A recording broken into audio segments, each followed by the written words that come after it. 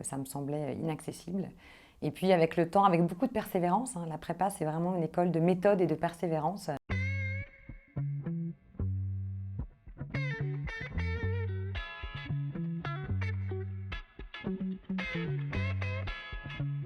Je suis née à Paris dans le 11e arrondissement et j'ai grandi dans le nord de Paris avec un petit frère et un grand frère. Mes parents adoraient la musique, les livres, donc j'ai grandi grâce à eux dans l'amour des livres. On allait en forêt le week-end, chiner aux puces. Ma maman était prof de lettres et voilà, et je crois qu'elle m'a beaucoup transmis l'amour du mot juste et l'amour de la littérature. À 17 ans, après avoir passé mon bac, je suis allée à la capitale, en prépa, en Hippocagne, puis en Cagne, et ça a été un vrai choc de découverte, mais aussi des années assez extraordinaires.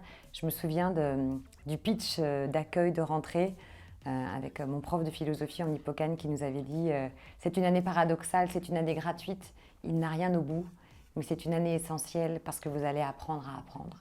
Et ça m'a porté pour le reste de ma vie. Alors, l'Hippocagne a été quand même un petit choc parce que, quand bien même, voilà, on était entouré de profs extraordinaires, il y avait un vrai niveau à attraper. Je me souviens que j'avais des tampons de tête de mort sur mes premières versions en allemand. Certaines profs rendaient les copies en les jetant par terre. On était 83 dans la classe de prépa et voilà, il y avait une forme d'émulation et en même temps de stress. Je me souviens que je disais souvent à mes parents que j'y arriverais jamais, voilà, que ça me semblait inaccessible. Et puis avec le temps, avec beaucoup de persévérance, la prépa c'est vraiment une école de méthode et de persévérance. J'ai pas lâché, je crois que c'est là aussi que j'ai développé ce côté on ne lâche rien. Et puis petit à petit j'ai eu la chance d'intégrer l'école normale supérieure. Que j'ai adoré. Après j'étais un peu jeune pour me spécialiser uniquement en lettres.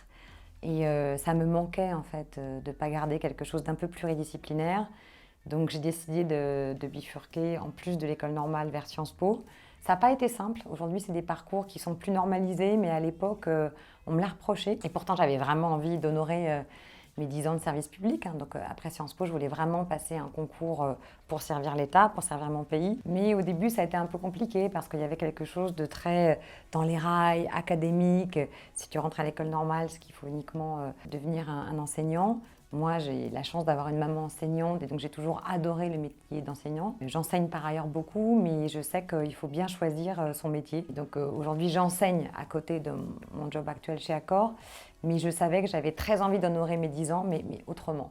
Donc j'ai poursuivi l'école normale supérieure, je suis rentrée à l'Institut d'études politiques de Paris, où j'enseigne aussi aujourd'hui. Et puis, juste après, j'ai rejoint l'École nationale d'administration qui m'a permis d'honorer mes 10 ans avec beaucoup de bonheur et en ayant justement ce champ des possibles très pluridisciplinaire qui m'a toujours plu.